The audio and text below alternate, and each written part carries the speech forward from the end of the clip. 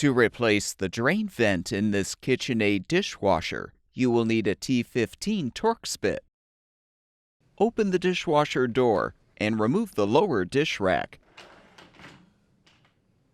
Rotate the microfilter counterclockwise, then lift up to remove. Lift out the filter screen. You can now use the T15 Torx bit to unthread the screw to release the old drain vent.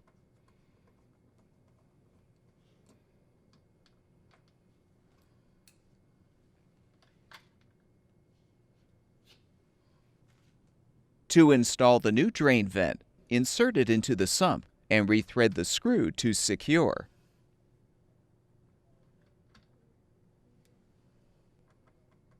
Realign the filter screen on the floor of the tub with the rear of the screen positioned under the diverter cover tabs. Realign the microfilter in the sump and rotate clockwise to lock it into place.